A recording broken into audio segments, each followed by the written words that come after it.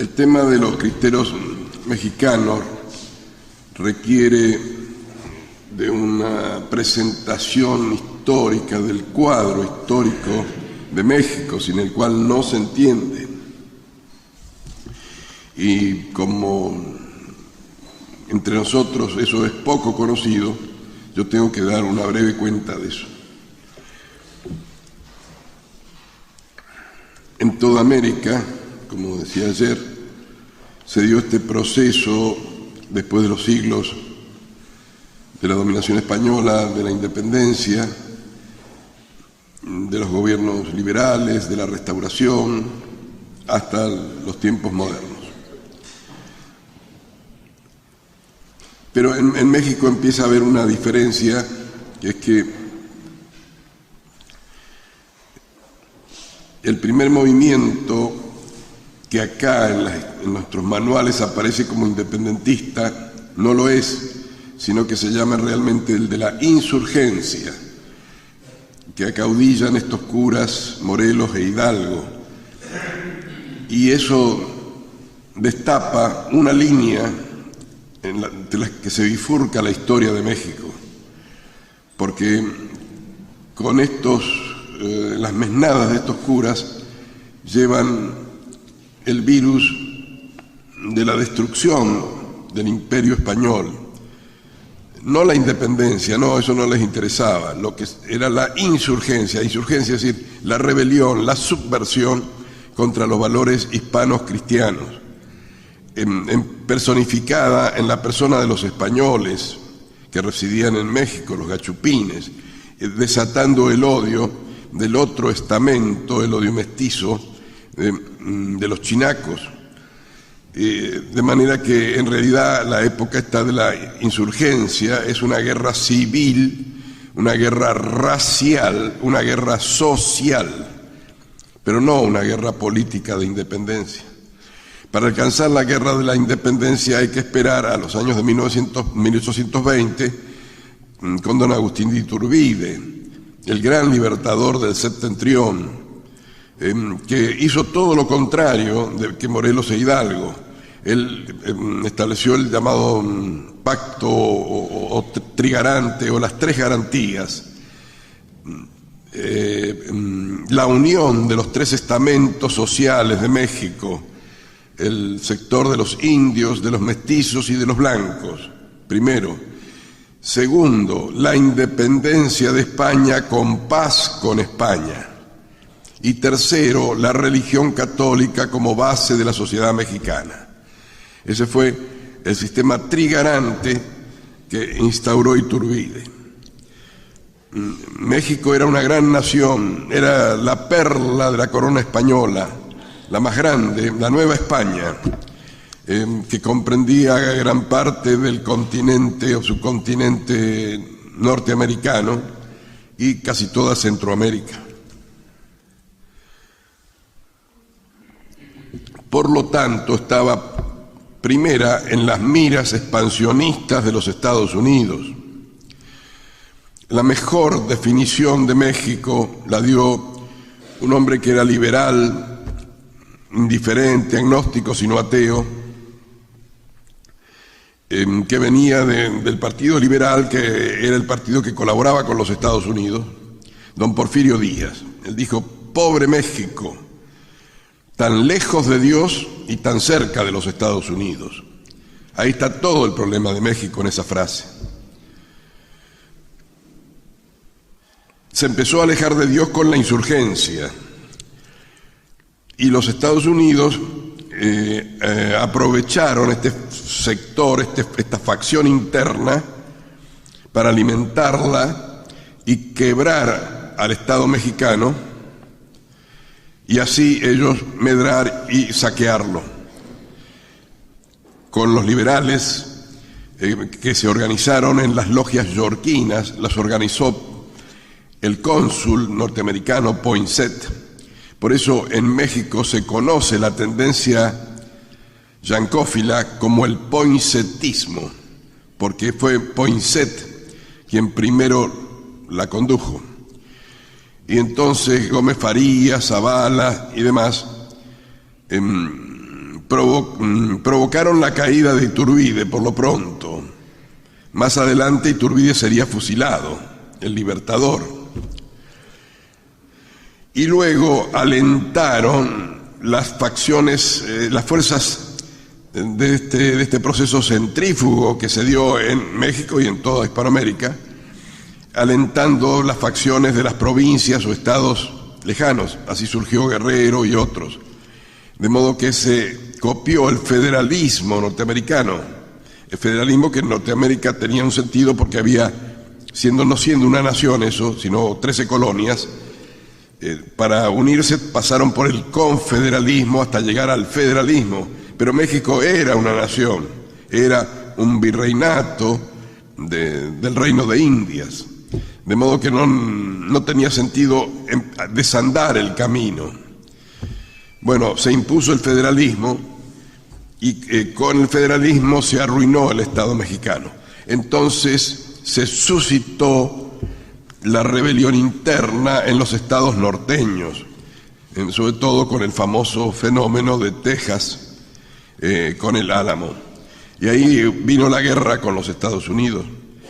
Guerra pésimamente conducida por el liberal Santana, de la cual, por el Tratado de Guadalupe Hidalgo, resultó que México perdió Arizona, Nueva México, California, Nevada y otros estados. Es decir, todo lo que hoy es el sur-oeste de los Estados Unidos es mexicano.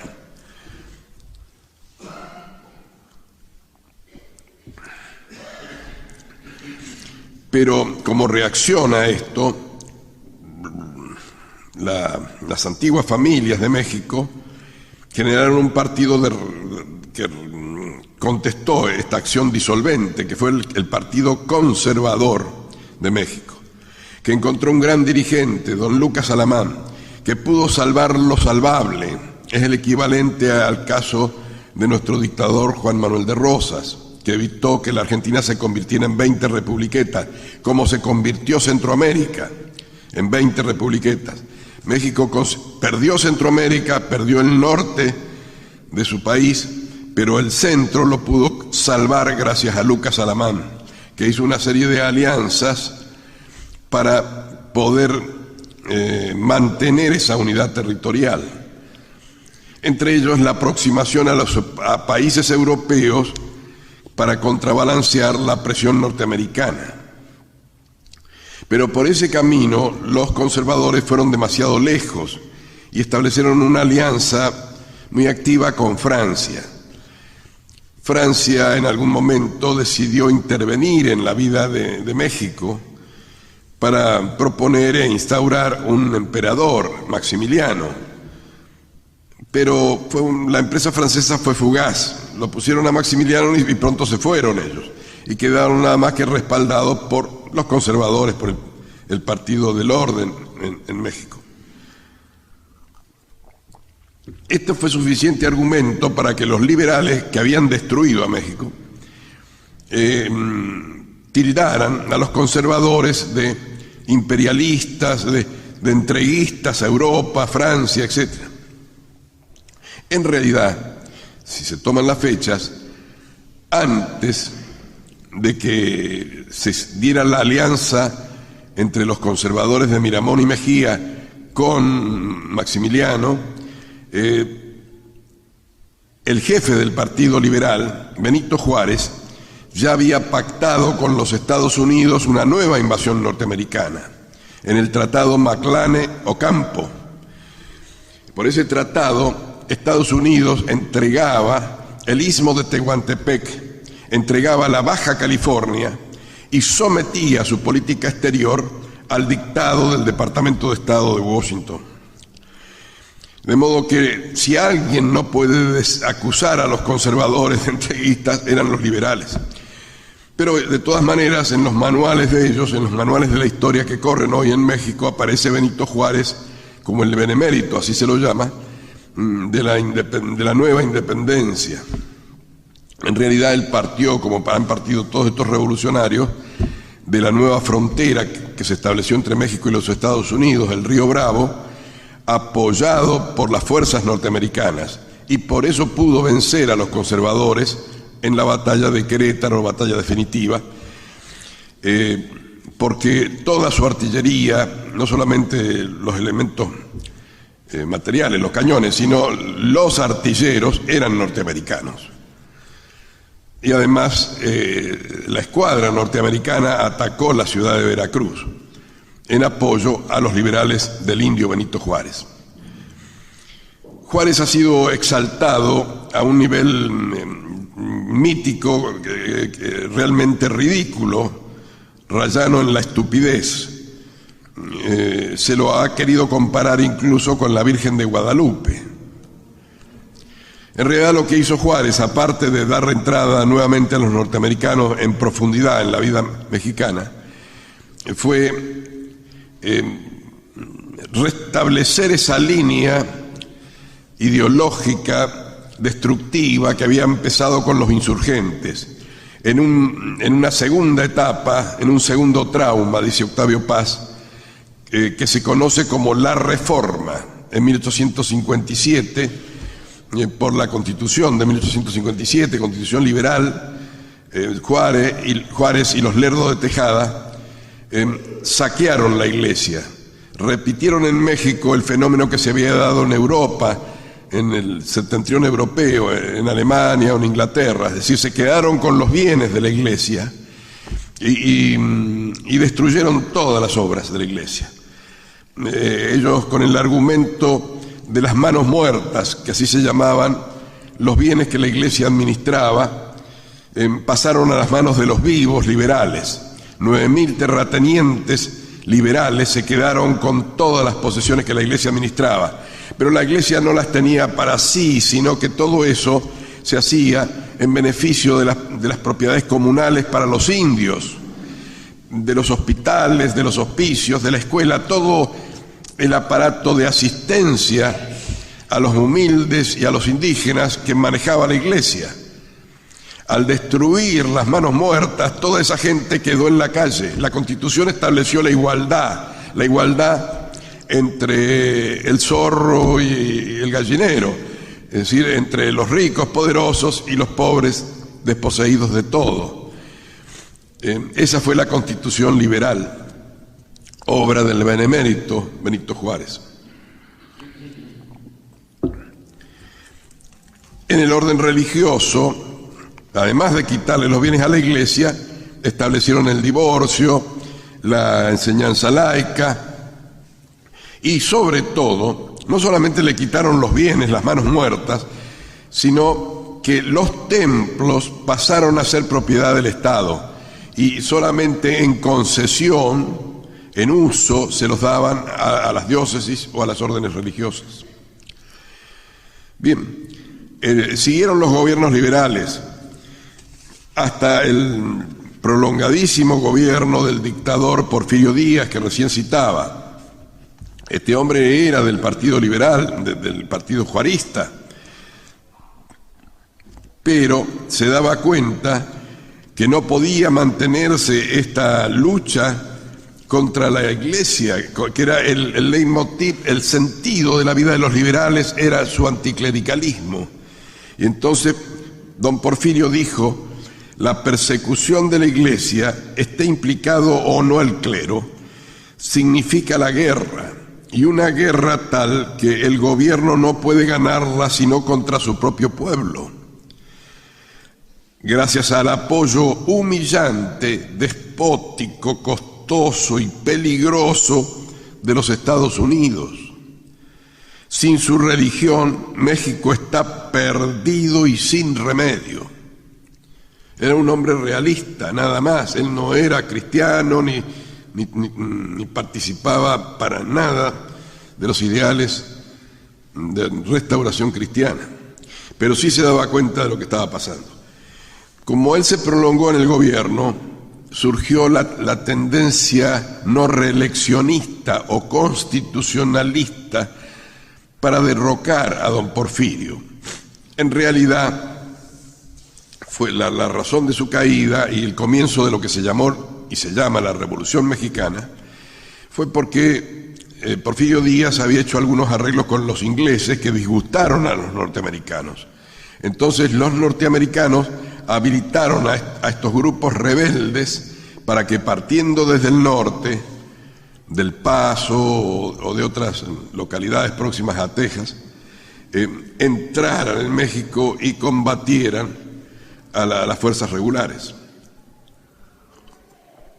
Seguramente ustedes conocen esto porque ha habido muchísimas películas de estos generales pistoleros, Pancho Villa, Zapata, etc. Ese, digamos, es el momento puramente destructivo, romántico de la Revolución Mexicana, donde el norte quedó asolado, quedó perdido para la civilización, las pequeñas aldeas, todo quedó destruido. Todo aquello que en los tiempos de don Porfirio se había hecho, el ferrocarril, las obras públicas de agua, de acueductos, todo eso se destruyó. Y entonces quedaron ahí los vestigios de ciudades.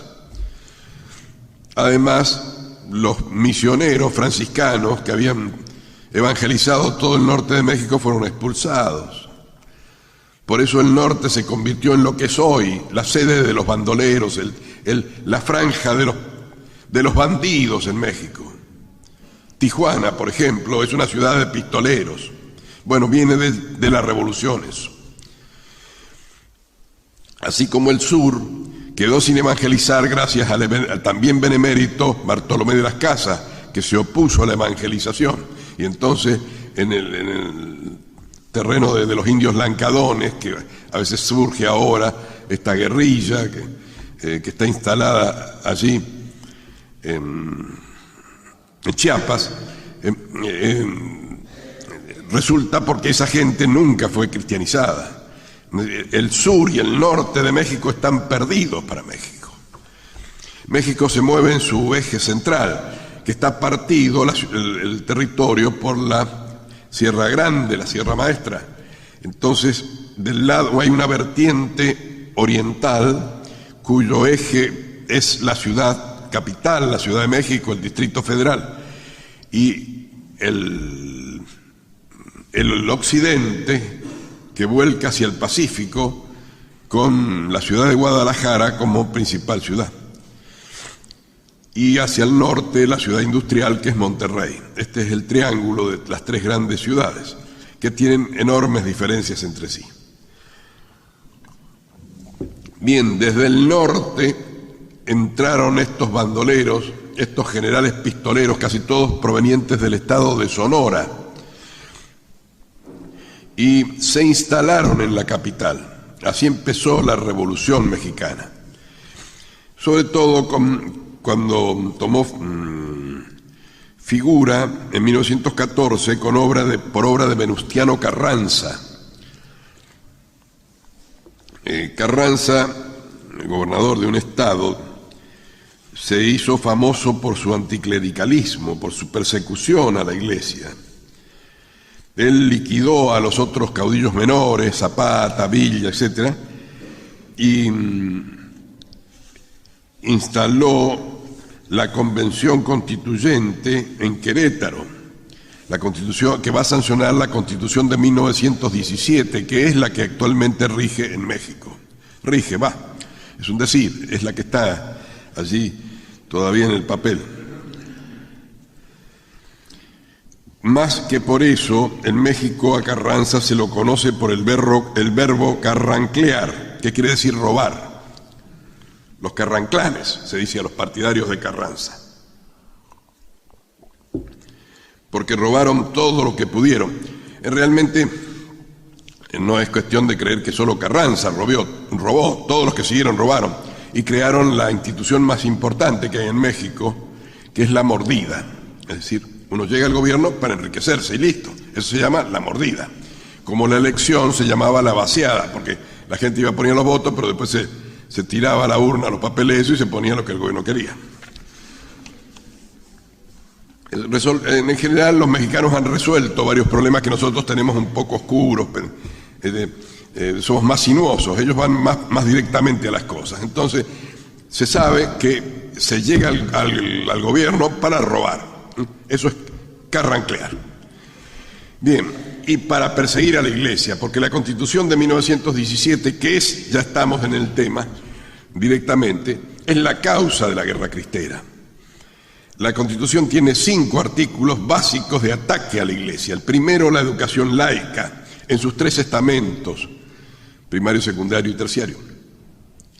Pero no solamente la educación pública, como podía ser acá, sino que la educación privada también tiene que ser laica. Es decir, se puede fundar una universidad privada, pero no se puede enseñar absolutamente nada de religión, pero no de religión. Fíjense que la Constitución dice que no puede haber ni decoraciones, pinturas, estampas, esculturas o objetos de intención o naturaleza religiosa. Y entonces se dijo, por ejemplo, si yo pusiera acá la Piedad de Miguel Ángel, no, hay que sacarla, porque tiene una intención religiosa.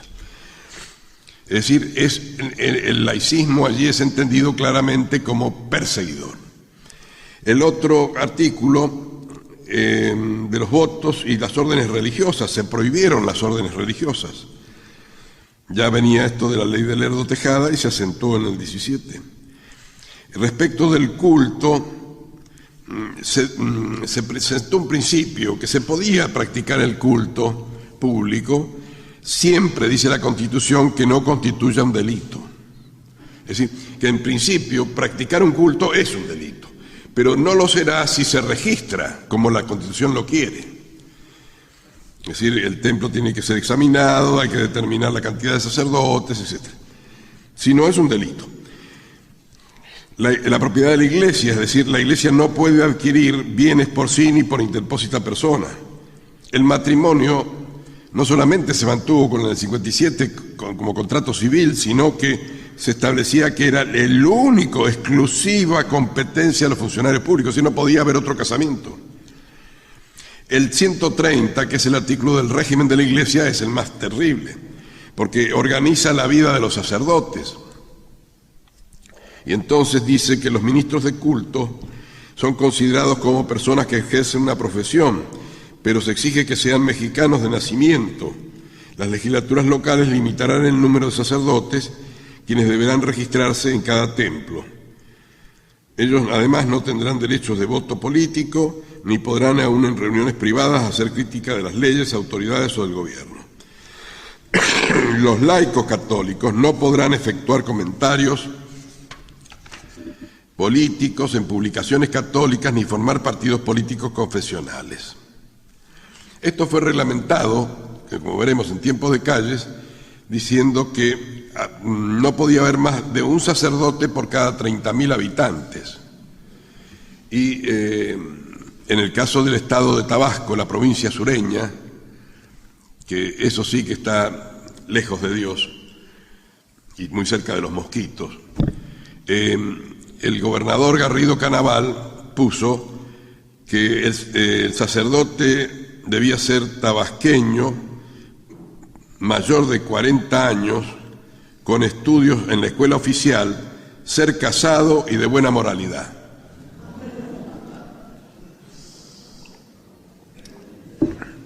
Después, en tiempos de Lázaro Cárdenas, en 1935, se agregó este otro artículo, 5º. Dice así: corresponde a la Federación, a los estados y a los municipios la función social de impartir con carácter de servicio público la educación en todos sus tipos y grados. La educación que impartirá el Estado será socialista, excluirá toda enseñanza religiosa y proporcionará una cultura basada en la verdad científica, que forme el concepto de solidaridad necesario para la socialización progresiva de los medios de producción económica.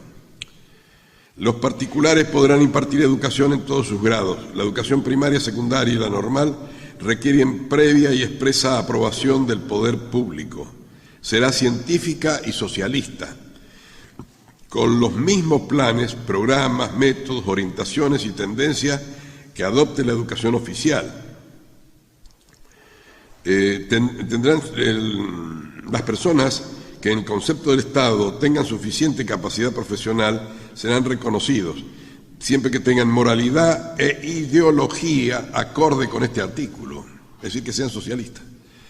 Los miembros de las corporaciones religiosas, los ministros de culto, las sociedades anónimas y las sociedades y asociaciones ligadas directa o indirectamente con la propaganda de un credo religioso no intervendrán en forma alguna en la educación de cualquier tipo o grado que se imparta a los obreros o a los campesinos. El Estado revocará discrecionalmente en todo tiempo las autorizaciones que se otorguen en los términos de este artículo. Contra la revocación no procederá recurso o juicio alguno. Esta es la Constitución progresista, la maravilla de la Constitución de 1917 de Querétaro, que en los manuales de nuestros tratadistas de derecho constitucional es siempre loada. ¡Ah, qué cosa hermosa que fue la Constitución de 1917! ¡Qué avanzada que era! Tan avanzada que el que la propuso, que fue Carranza, en un decreto de 1918, dice: los ataques a la libertad de conciencia implícitos en el Código de Querétaro no tienen antecedentes en nuestras leyes ni en ninguna otra legislación civilizada. Claro, fue una legislación de bestias salvajes, porque esto es lo que quedó en el texto, pero fíjense lo que estaba detrás, es decir, el espíritu de la ley. El presidente de la convención fue acusado de moderado, de derechista, porque era hombre de Carranza, y a su izquierda estaba la gente de Obregón, el que lo iba a suceder y matar a Carranza, que eran más ateos que los de Carranza. Entonces el presidente se defiende y hace este discurso, algunas de cuyas frases les voy a leer para que tengan una idea de cómo se movía el gobierno, las autoridades, todo el sector público de México antes de la guerra. Señores diputados, si cuerdas faltan para ahorcar tiranos, tripas de fraile tejerán mis manos. Así empezaba yo mi discurso de debut en la Tribuna de México hace algunos años, y he citado esto para que la Asamblea se dé cuenta de mi criterio absolutamente liberal. Yo aplaudiré desde mi curul a todo el que aquí injuria a los curas. Todos sentimos odio contra el clero. Sí, en este punto todos estamos conformes, liberales y radicales. Sí, todos, si pudiésemos, nos comeríamos a los curas.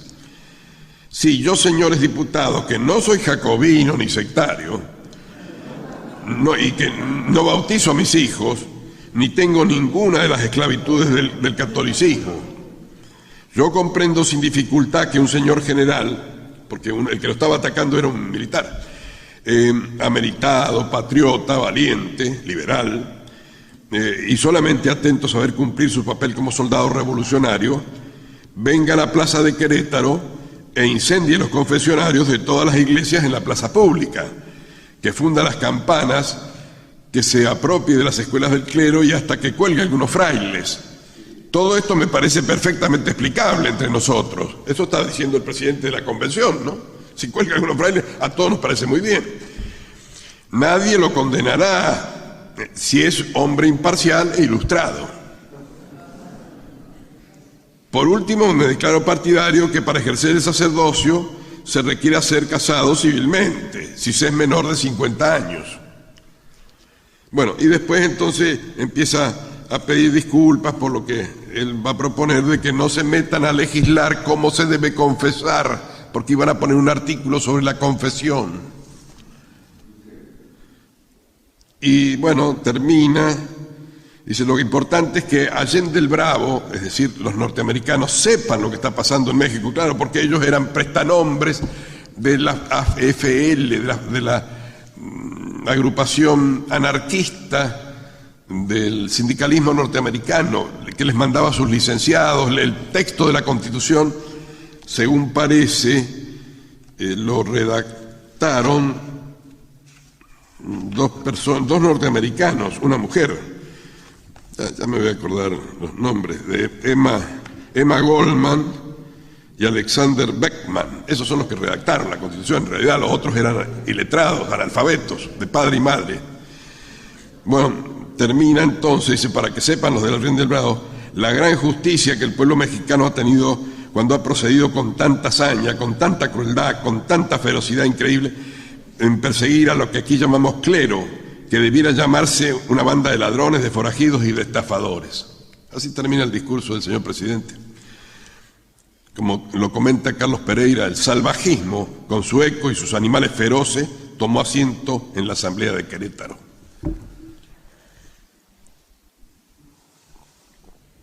Esa Constitución está en México con todos sus artículos hasta el día de hoy. Es algo que no tiene nombre. Carranza no la aplicó. Obregón, que lo criticaba por eso, no se animó a aplicarla. Hubo que esperar a que llegara este feroz sujeto, patibulario sujeto, llamado Plutarco Elías Calles, quien en 1926 empezó a aplicarlo. Fue la Reforma Calles.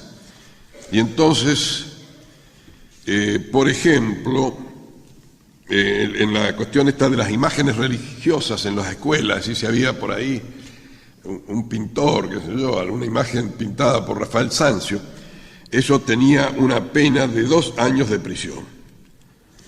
En los que hubiera votos religiosos se penaba con 2 años de prisión o de 6 de cárcel si era para las órdenes. En la propiedad de la Iglesia se estableció la prueba de presunciones para la confiscación.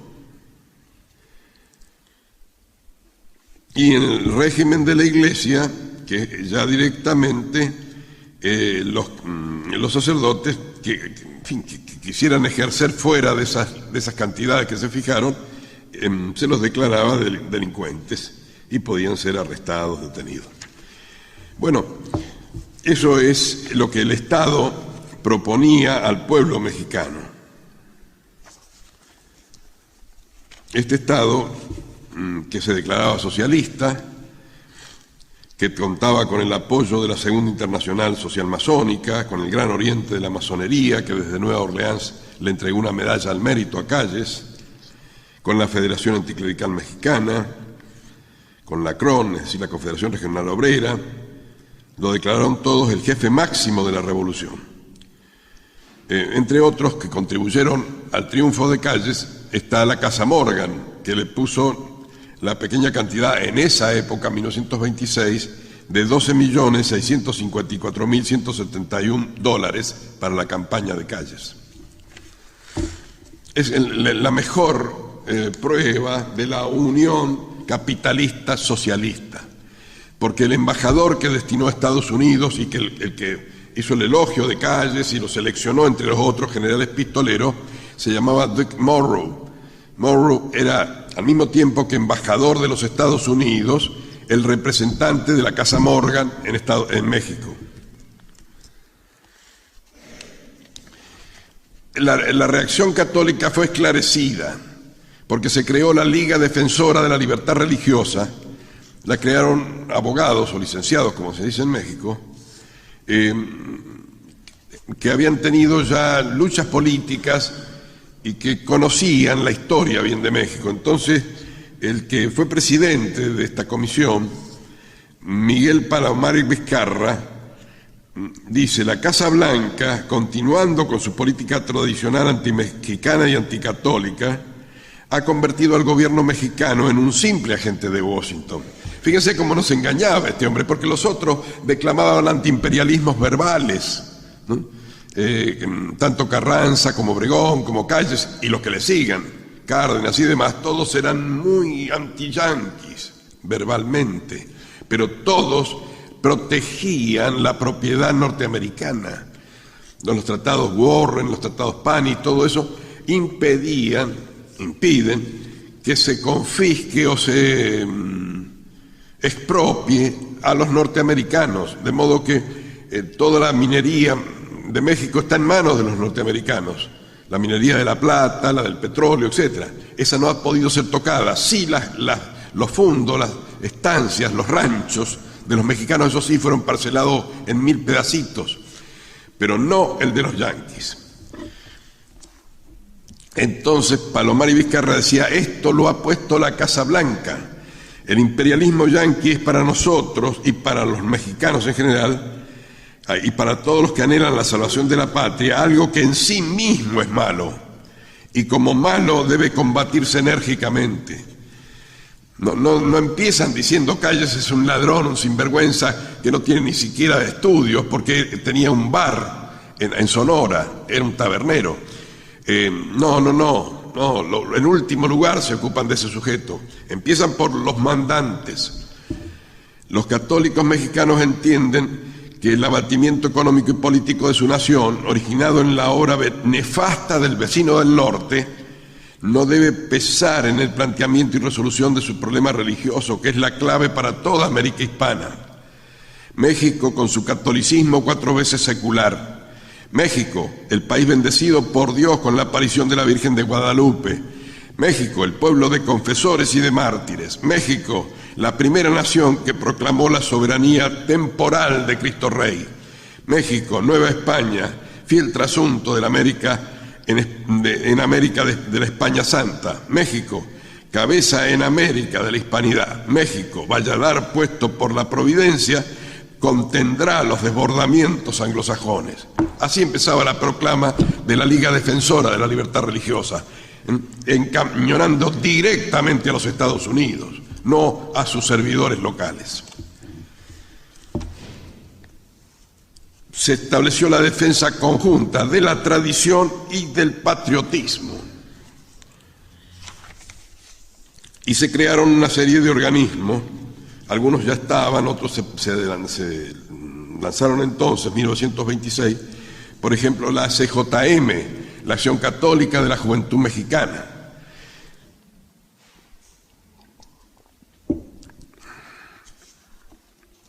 Todo esto porque había habido una gran renovación en el catolicismo mexicano en función de la doctrina social de la Iglesia.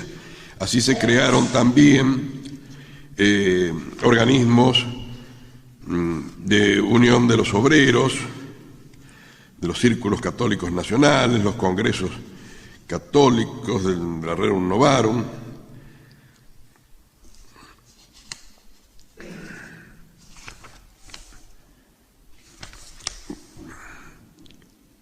La CNCT, Confederación Nacional Católica del Trabajo, que asesoraba el padre Alfredo Méndez Medina, tuvo en ese año 355 sindicatos que representaban casi 100.000 miembros, bajo el lema Restauración Cristiana, frente al de Revolución Social que defendía la CROM oficialista. Estaba la Liga Nacional de la Clase Media, la Liga Nacional Católica Campesina, etc. Con todos esos elementos en las manos se empezó la resistencia. La resistencia vino dictada desde Roma, porque fue el Papa Pío XI quien, con sus primeras encíclicas, dio 4 sobre el asunto, les dijo: no, esto no es una ley, esto no es una constitución, esto es una persecución, esto no se puede cumplir. Entonces terminó con todos los pasteleos y arreglos en que andaban muchos señores obispos. Y en consecuencia el clero mexicano, la jerarquía, tuvo también que sacar sus pastorales condenando a la Constitución. Esto más que nada por el impulso de 3 grandes obispos, Lara y Torres, Manríquez y Zárate y González y Valencia. Pero los condenaron, y entonces sobre todo dijeron una frase que se hizo famosa: non possumus, no podemos más. Si ustedes no nos defienden, México está perdido, dirigiéndose a los laicos. Se hizo un primer intento pacífico que fue el boicot nacional.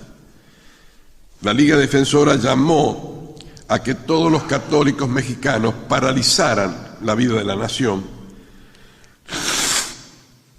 Claro, porque antes se había hecho una petición al Congreso que fue archivada y no fue tratada nunca, con millones de firmas. Consistía el boicot en que había que dejar de comprar, había que dejar de andar en auto, había que ponerse luto, no se mandaban los chicos a las escuelas, los maestros no iban a dar clases, etc. Desgraciadamente, en la capital, el Distrito Federal, todo el sector de la alta burguesía católica desoyó el llamado a boicot. En cambio, en el occidente, que es en torno al estado de Jalisco, estos estados vecinos que forman este conjunto, que es el centro religioso de México, el estado de Colima, Michoacán, Zacatecas, Aguascalientes, Querétaro, Guanajuato sobre todo. Bien, en todos esos sí se cumplió el boicot. ¿Y por qué? Porque allí había una organización, la Unión Popular, que dirigía a un joven abogado de 30 y algo años, Anacleto González Flores. Él había fundado un periódico, el Gladium se llamaba, que en 1925 alcanzó una tirada de 100.000 ejemplares. También sacaba una revista, Restauración. Trabajó con sacerdotes muy ilustrados, muy capaces, como el padre Bergoen, desde Guadalajara. Tuvo el apoyo del arzobispo de Guadalajara, Monseñor Orozco y Jiménez. Y entonces él, que era admirador, era abogado este hombre, admirador de los sistemas de no resistencia, de no violencia, que se habían aplicado en Irlanda, en Alemania cuando Bismarck quiso imponer la Kulturkampf, o también en la India con Gandhi, estructuró un sistema que iba desde la manzana a la zona, la parroquia, la región, la provincia y todo el occidente. Basta, decía González Flores, que cada católico busque a su jefe de manzana y solicite inscribirse para que en lo sucesivo pueda estar al corriente de todo lo que se hace por la causa de Dios y deje de ser un católico paralítico para convertirse en un abanderado de las libertades fundamentales del ser humano. Una elemental jerarquía tan sólida como simple engranaba al último socio con el jefe del directorio, de 5 miembros que regenteaba la Unión. Manzana, zona, parroquia, el responsable de cada una de estas circunscripciones tenía un contacto estrecho con sus subordinados. De ese modo, en Guadalajara, como dice un historiador, en el 26 se convirtió en una ciudad de peatones, una ciudad enlutada, una ciudad paralizada económica y socialmente. 800 maestros de enseñanza primaria dimitieron para no servir al gobierno, 22.000 niños de la escuela primaria, 25.000 de la escuela secundaria dejaron de ir a clases. La Unidad Popular se encargó de alojar y alimentar a los maestros dimisionarios. En los pueblos sucedió lo mismo. Es decir, fue un éxito completo esta resistencia que organizó la Unión Popular. Abstención uniforme, cerrada, decía González Flores, simultánea, completa, el recurso supremo y nuevo contra los verdugos de la conciencia. Háganlo por todas partes y la batalla se ganará ahora, se ganará mañana, se ganará siempre. Además se creó una entidad secreta, la U, donde había sacerdotes y demás que los asesoraban. Y también se creó, y esto fue muy importante, las BB, es decir, las Brigadas Juana de Arco, de las jóvenes que iban a servir de soporte al movimiento político de la Unidad Popular. Llegaron a tener 50.000 afiliados, las BB, con esta joven Goyás, que usaba, no recuerdo si era su apellido o era su seudónimo, porque todas ellas pasaron a usar seudónimos. Pero la Iglesia, la jerarquía, la Comisión Episcopal, visto el fracaso del boicot, resolvió otra cosa: el cierre de los templos. Se retiraban los sacerdotes de los templos y no se daba nunca más misa allí. Como los templos, según la Constitución, eran del Estado, el presidente ordenó al ejército que los abriera. Fueron y rompieron las trabas y entraron los destacamentos militares en los templos de México. En el occidente, en los pequeños pueblos de los Altos, que es la zona agraria de Jalisco, cuando se enteraron que estaba sucediendo esto, los vecinos fueron y se opusieron al ejército. Y empezó allí la Guerra Cristera, 1926. Empezó en el primer lugar con Chachihuites, el padre Batis, que estaba apoyado allí por 2 o 3 ACJ-meros, quiso impedir la entrada. Bueno, lo cierto es que lo fusilaron al padre Batis y a los 3 ACJ-meros. Pero Quintanar y Rocha, que eran rancheros, es decir, campesinos, charros, diríamos, si ustedes han visto de otras épocas las películas mexicanas, el hombre de campo mexicano, resolvieron vengarlos, es decir, empezar la guerra contra el ejército. Ahí empezó esto que va a tener todo el colorido del estado de Jalisco, porque se tradujo en corridos. Señores, pongan cuidado lo que les voy a cantar. Se levantaron en armas los de la Unión Popular. Tropas de Jesús, sigan su bandera, no desmaye nadie, vamos a la guerra. Que viva mi Cristo, que viva mi Rey, que impere doquiera triunfante su ley. Y así se empezaron los combates en forma desordenada, espontánea, sin ninguna estrategia, sin ninguna previsión. La Liga Defensora quiso buscar armas en Estados Unidos, mediante los católicos norteamericanos se las negaron, que dieran un centavo, no dieron un peso, mientras que el ejército estaba naturalmente armado por el Estado. Entonces, ¿cómo de dónde sacaban armas? Se las compraban, juntaban, hicieron bonos de la libertad, juntaban dinero, sobornaban en los arsenales militares y de ahí sacaban las armas y las municiones. Había que transportarlas al campo. ¿Cómo? Y las bebés se disfrazaban de indias con las polleras grandes y ponían ahí las cananas y se iban en los trenes así transportando las armas. Y surgieron caudillos naturales, como el 14, en un pueblito de los Altos, donde yo he recorrido ese camino. En cada pueblo hay un sacerdote mártir, porque todos sus párrocos fueron fusilados. Algunos, la inmensa mayoría, nada más que por ser sacerdote. Otros no, porque se hicieron cristeros bravos, es decir, pasaron a dirigir, como el padre Reyes Vega, llamado el Pancho Villa de los cristeros, o el padre Aristeo Pedrosa. Prácticamente en todo este campo del occidente mexicano se plegó, se fueron a los cerros, como dicen ellos. Las casas pasaron a ser los cerros. Entonces el gobierno, que creía que iba a reprimir rápidamente, tuvo que pensar las cosas de otra manera. Lo pensó por el gobierno Dick Morrow, el embajador y el hombre de la Casa Morgan. Entonces le puso allí a Calles al coronel McNack, que era el agregado militar de los Estados Unidos, para que lo asesorara.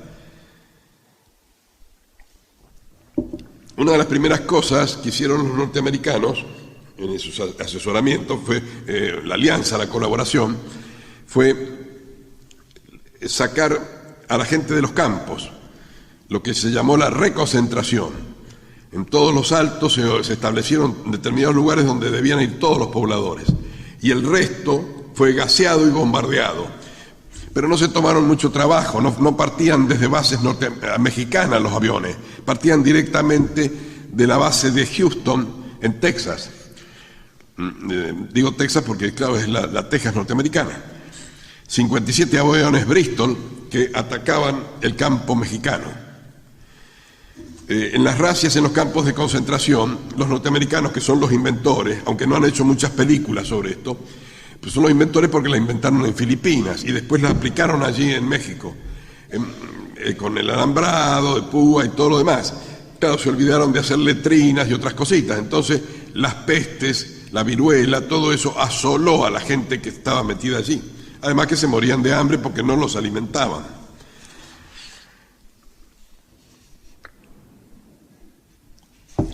Pero eso no terminó con la respuesta cristera, al contrario, se estructuraron ya en forma militar, porque un general, Enrique Gorostieta Velarde, los asesoró, los dividió, los estructuró, los organizó militarmente, aquello que era una cosa puramente espontánea.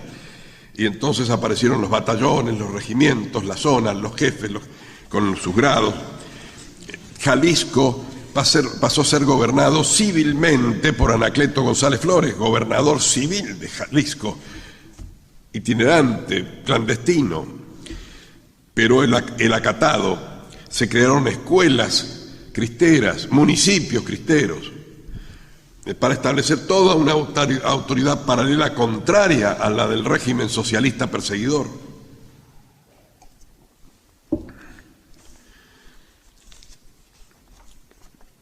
En 1928, las concentraciones alcanzaron en Los Altos a 75.000 familias.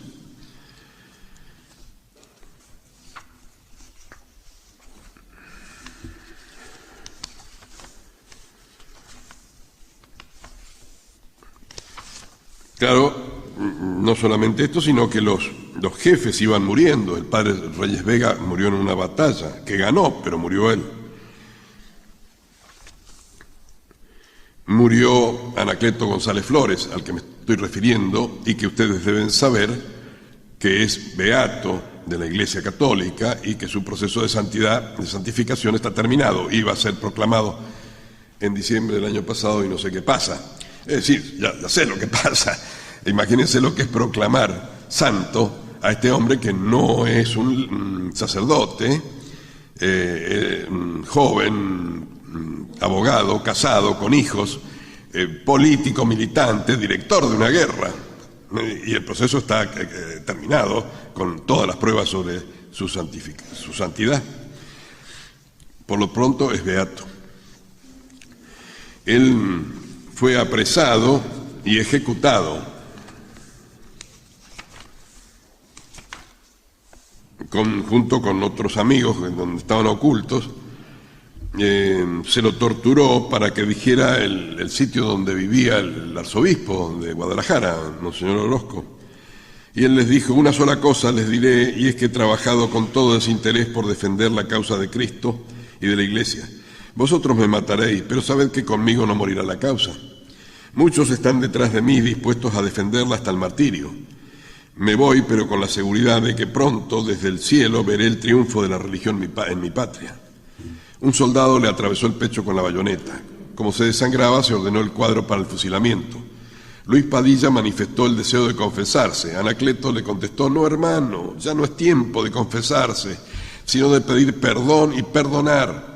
Es un padre y no un juez el que te espera. Tu misma sangre te purificará. Al general Ferreira le dijo que lo perdonaba de todo corazón y que cuando muriera tendrá usted en mí un intercesor con Dios. Sin mediadas palabras le dirigió a los soldados del pelotón. Estos se negaron a disparar y hubo que reemplazarlos. Después los fusilaron a esos soldados que se habían negado a disparar. Partieron las balas y con el último aliento Anacleto dijo: por segunda vez oigan las Américas este santo grito: yo muero, pero Dios no muere. ¡Viva Cristo Rey! Tenía 37 años. La guerra siguió hasta 1929. Para entonces el saldo era tremendo. 134 pueblos habían sido destruidos en los Altos, 295 aldeas incendiadas, 90 sacerdotes habían sido asesinados en los Altos, 242 reconcentraciones de pacíficos habitantes, 25.000 hombres del ejército cristero habían sido muertos.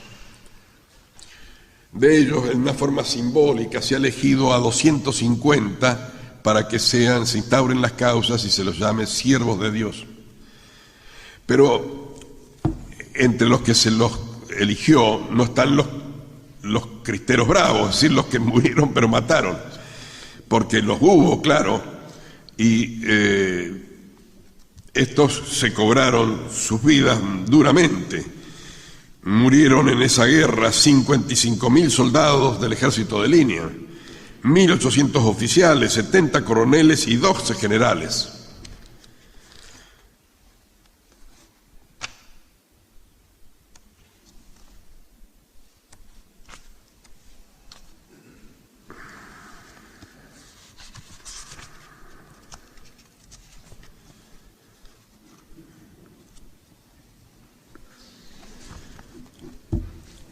se dio paso a los mártires. Bien había dicho en un libro que se llama El plebiscito de los mártires, Anacleto González Flores: para el cristiano la única vocación cierta es el martirio. Antes que la Iglesia apareciera en el mundo, muchos sabían matar, algunos sabían luchar, pero nadie sabía resistir. El mártir es un milagro y una necesidad para que no perezca la libertad en el mundo.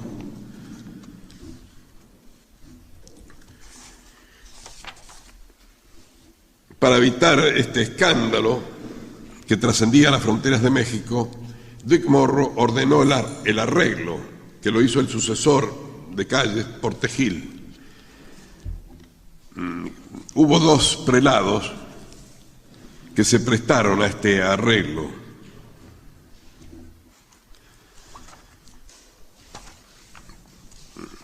Claro, lo primero que hay que decir es que el arreglo no era posible porque se había empeñado a los laicos en una guerra precisamente porque no se podía más, non possumus. Pero cuando ya tenían ellos ocupados casi todo el occidente, vino el arreglo. ¿El arreglo en qué iba a consistir? Supuestamente en la derogación de la Constitución de Querétaro, o por lo menos de sus artículos más virulentos, en algún tipo de amnistía. Nada de eso. Simplemente el gobierno dijo que iba a autorizar que funcionaran los templos. Eso fue todo. Y a cambio de eso, Monseñor Leopoldo Ruiz Flores, arzobispo de Morelia, y Monseñor Díaz, que pasó a ser el cardenal de México, ordenaron el desarme de los cristeros. Esto se llamó el modus vivendi. En realidad fue un modus moriendi.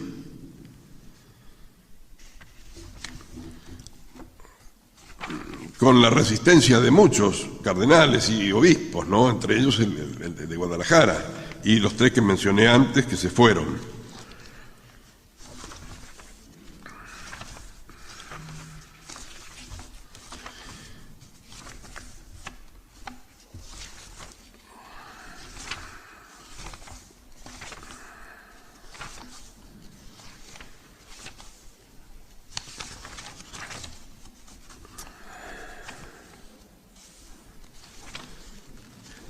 Al rendir sus armas, el jefe del ejército cristero, porque el general Gorostieta Velarde había muerto en acción, el que lo reemplazaba, Jesús Degollado Guízar, en agosto de 1929 emitió esta proclama final.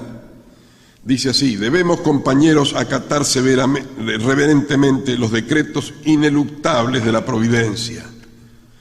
Cierto que no hemos completado la victoria,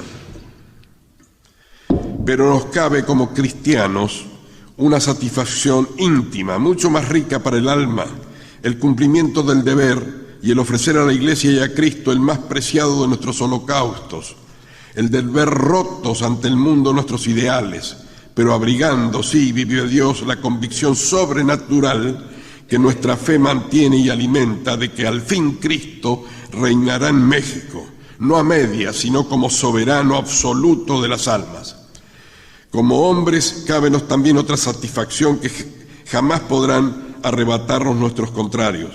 La Guardia Nacional desaparece, no vencida por sus enemigos, sino en realidad abandonada por aquellos que debían recibir los primeros el fruto valioso de sus sacrificios y abnegaciones. Ave Cristo, los que por ti vamos a la humillación, al destierro, tal vez a una muerte ingloriosa, víctimas de nuestros enemigos, con todo rendimiento, con el más fervoroso de nuestros amores, te saludamos y una vez más te aclamamos, Rey de nuestra patria, Viva Cristo Rey, viva Santa María de Guadalupe, México. Agosto de 1929. Dios, patria y libertad, Jesús degollado Guízar, soldado de Cristo Rey. Efectivamente, 14.000 se rindieron, 10.000 fueron fusilados, entre ellos Jesús degollado Guízar. Bien, pero lo más notable del caso mexicano, que excede totalmente sus fronteras y que yo entiendo que es la base espiritual hoy de toda nuestra América, son sus mártires. 28 de ellos ya han sido elevados a los altares, hay otros 28 que están beatificados y hay 250 esperando el turno, hay muchísimos más, pero esto es un desfile nada más. Les voy a leer algunos casos que a veces ni siquiera están entre los 250.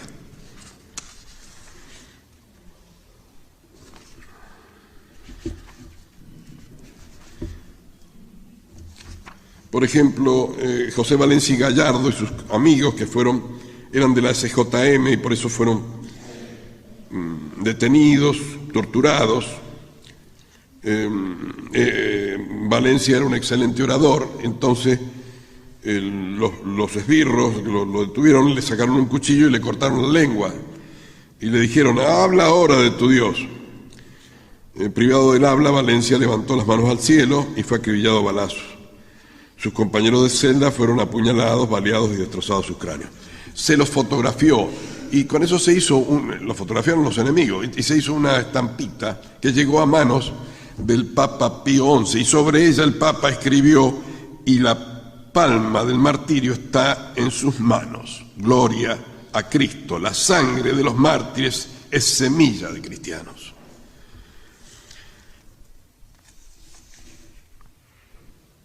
Un joven, Antonio Acuña Rodríguez, de la CJM, escribió el padre Bertis sobre él: non omnis moriar, aquel gallardo joven de 20 abriles, encanto y esperanza de su noble hogar, al sentirse hecho blanco de los fusiles, afirmó sus hermosos rasgos viriles y miró a sus verdugos sin pestañear.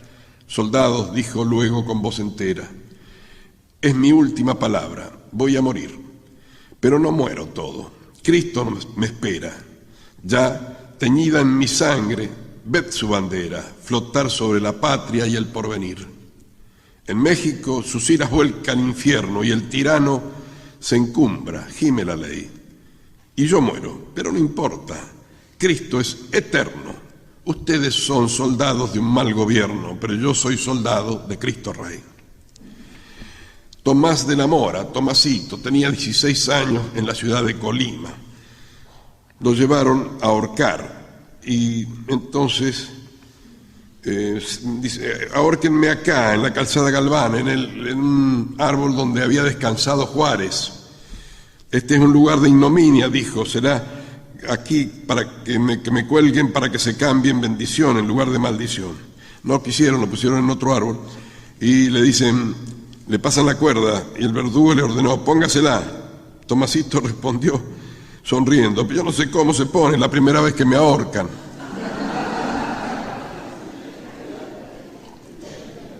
Dígame cómo. Un grito de viva Cristo Rey y fue alzado. Era medianoche de un sábado consagrado a María Santísima. Los ángeles del cielo debieron venir para llevar el alma de Tomás, el congregante de María, al regazo de la Madre y Reina de los Mártires.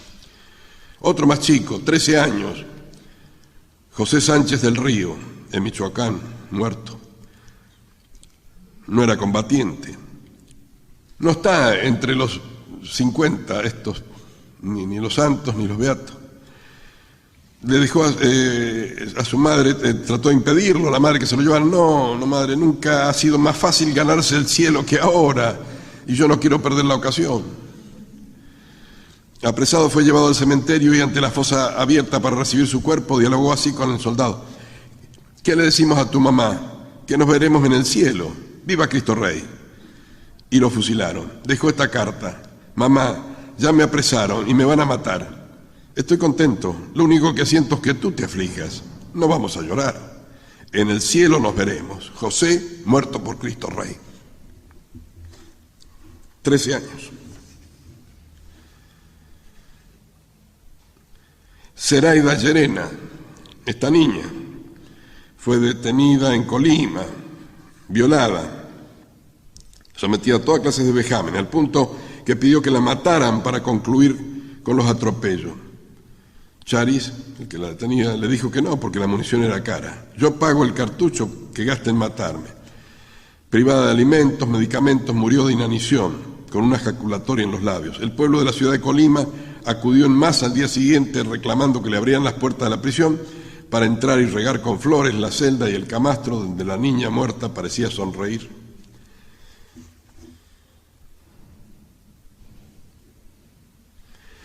Anselmo Padilla, un obrero golpeado, con un serrucho le rebanaron la nariz. Efectuado el tormento, Padilla volvió a avivar a Cristo Rey. El callista decidió que le cortaran la boca, con un cuchillo le cortaron las comisuras, con voz desfalleciente la víctima continuó en sus 13. Atado a una soga, le desollaron las plantas de los pies, lo alzaron y lo metieron en un brasero con carbones encendidos. Para que vean, dijo entonces Padilla, verdaderamente inspirado, para que vean que cuando se sufre por Cristo, ni la lumbre quema, voy a apagar ese fuego con mi sangre. Y en efecto, con la sangre que corría en abundancia de su martirizado cuerpo, fue apagando a su paso las brasas encendidas.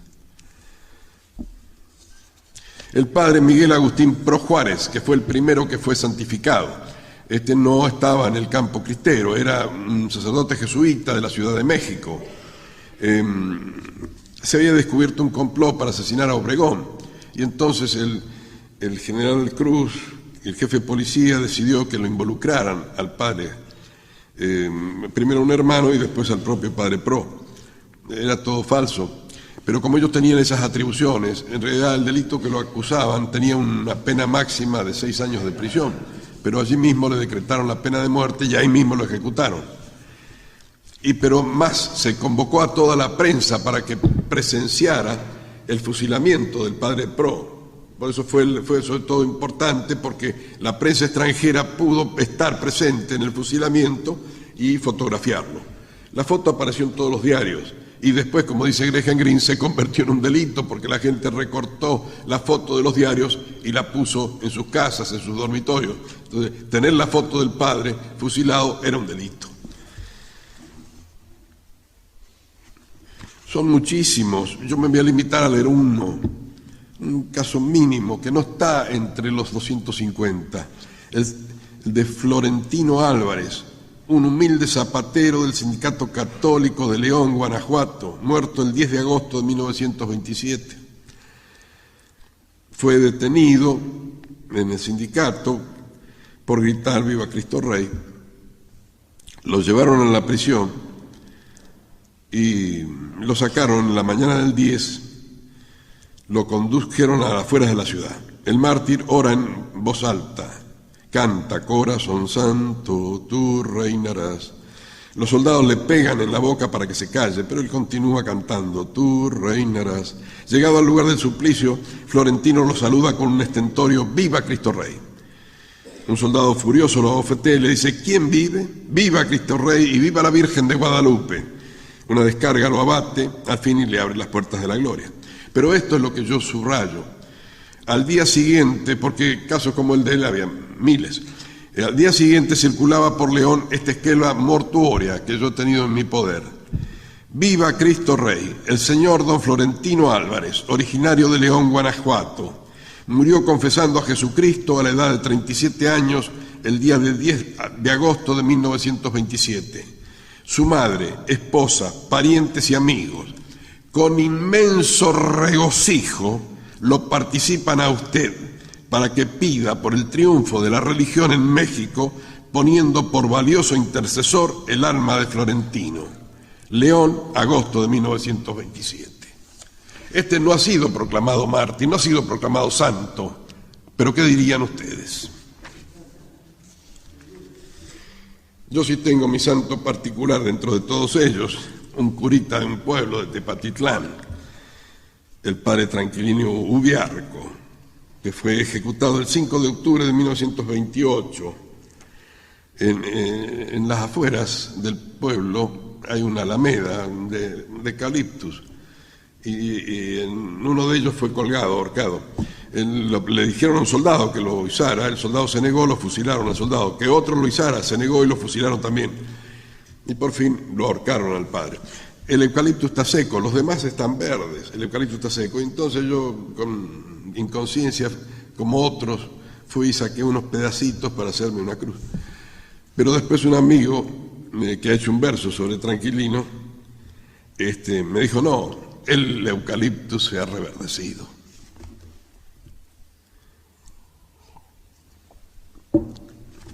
La gente del pueblo compró toda la manzana y está haciendo allí la mayor basílica de México. Como es un santo al que poco conocido se le pueden pedir cosas que las da. Porque, lo digo, no es una broma. Yo la última vez que estuve en Guadalajara, siempre recorriendo este camino de los Altos, el camino de los Cristeros, cuando me tocó exponer en el Congreso de Ciencia y Fe, me ubicaron por estos azares de los programas al lado de una doctora, de una odontóloga de la universidad. Una señorita relativamente joven, más bien corpulenta, estaba a mi lado. Y entonces, como ahí es un gimnasio muy grande y se ponen pantallas para los spots, para mostrar, ¿no? Empezó la disertación de ella, yo esperaba la mía, mostrando a ella cuando pesaba 35 kilos allí en el hospital de la universidad, cuando estaba ya desahuciada con un cáncer terminal. Los dictámenes de los médicos, las historias clínicas, todo lo demás. Ella fue a Roma en peregrinación, se encomendó a diversos santos, hizo novenas, no, sin ningún resultado, hasta que se le ocurrió pedirle a Tranquilino Ubiarco. Y estaba al lado mío hablando. Bueno, esto es interminable,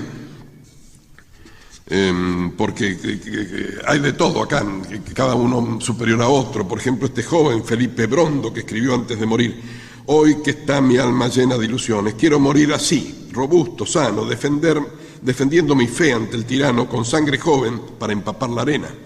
Quiero morir y soportar la pena con el valor de un espartano, en esta hora sonriendo, ufano, al canalla vil que me condena.